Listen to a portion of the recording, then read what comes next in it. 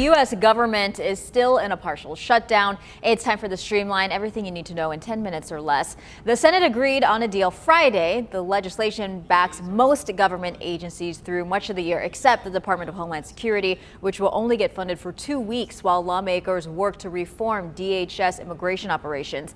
The House is expected to vote on this Tuesday as lawmakers work out the final details. Body cameras should be mandatory. Masks should come off. Judicial warrants should absolutely be required, consistent with the Constitution in our view, before DHS agents or ICE agents are breaking into the homes of the American people or ripping people out of their cars. This partial government shutdown could impact travel. Some people also might not be able to get certain federal loans to buy homes or operate small businesses. Colombia's leader Gustavo Petro will meet with President Trump at the White House on Tuesday. The meeting comes after the two traded insults and escalated their public feud in recent months. Trump accused Petro of doing nothing to stop the production of drugs in Colombia, even calling him, quote, an illegal drug leader. The White House has also said it could take military action against Colombia. Meanwhile, Petro said Trump is, quote, against mankind. He compared U.S. immigration policies to the way Nazis operated. The U.S. struck numerous boats in the Caribbean in recent months, alleging they carried drugs.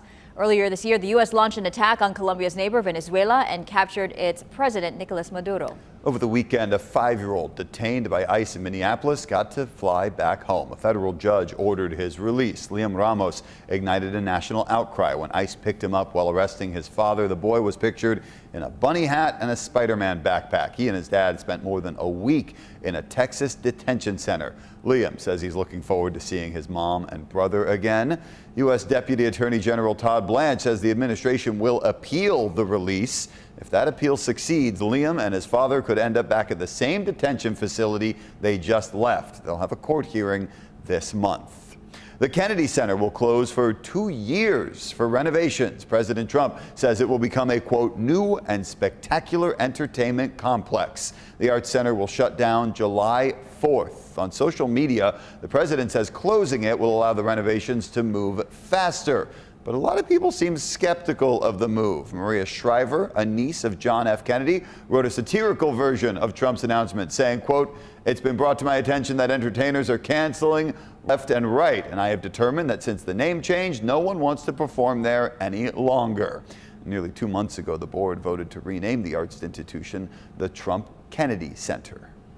So recently I did a video that made you guys a little angry. It was about property taxes and how they relate to the price of housing in California. I've selected the most controversial comments for your listening pleasure. Prop 13 is under attack again by raising taxes. This will make housing more affordable. So the solution to unaffordable housing is to raise property taxes to make it unaffordable to owners and more unaffordable to new buyers. And Andrew Fawcett didn't reply to me today, but he did say raising property taxes just raises rents. Well, yes, Andrew, you're right. This is a study from NYU economists published here, which compares Texas and California for affordability and housing and property tax rates. Texas has a higher property tax rate than California does and much lower property value. The data model that they used shows that when property taxes are higher, then the housing actually becomes more affordable. So I sent this study to our county treasurer, Larry Cohen. But they say in the study very specifically that this is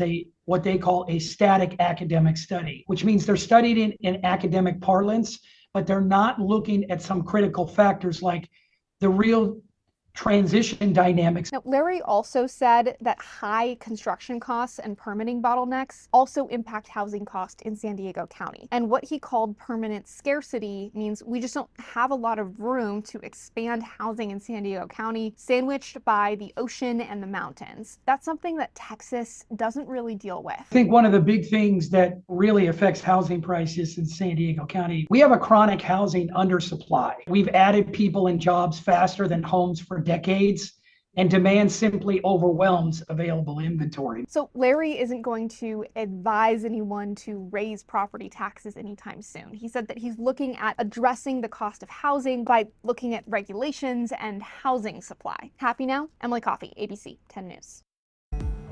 The winter storm cleanup is now underway after it wreaked havoc in parts of the southeast. Snow and ice stretch from Florida to Virginia. The storm is one of the biggest in North Carolina's history, with Charlotte getting nearly a foot of snow. Temperatures plunged into the 20s in areas as far south as Florida. The cold weather triggered a sprinkler system in the Orlando airport's control tower, so that set off a false alarm and temporarily shut down the airport. Parts of the south are still without power more than 1 week after a separate storm hit the region. All right, little less than 2 weeks left to order flowers for Valentine's Day. Remember, the closer we get to the holiday, the fewer deals and options there will be. Scripps News Group's consumer reporter John Matarese looks for ways to cut flower costs. Are you hoping to get a Valentine's bouquet on a budget this year? Well, there are lots of ways to get a beautiful arrangement for less. But the biggest mistake a lot of people make is waiting too long to place that order.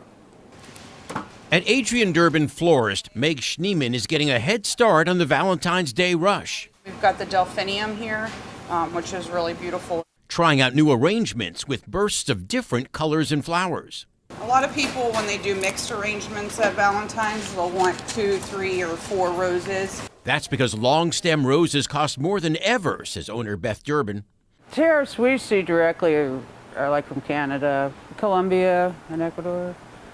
Some Mexican. If you're ordering flowers for your sweetheart, smart shopping expert Trey Bodge says now, about 2 weeks out, is the best time to do it. That way you can avoid those express shipping fees, which can really be high. She suggests signing up for email or text offers from your favorite florist. Your deal sites will have maybe free shipping or discounts for those online florists. Buying in person from your local floral shop or grocery store helps to dodge expensive delivery fees. But if that large bouquet of 24 roses is still too much, Durbin says mix a classic rose with other affordable flowers. The mixed things are beautiful with lilies and Gerber daisies and roses. Or mix and match smaller assortments in store.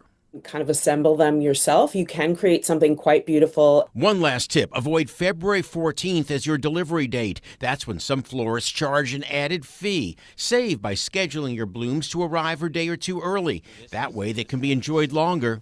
Definitely adds a different touch to things. And you don't waste your money. John Matarese, Scripps News Group.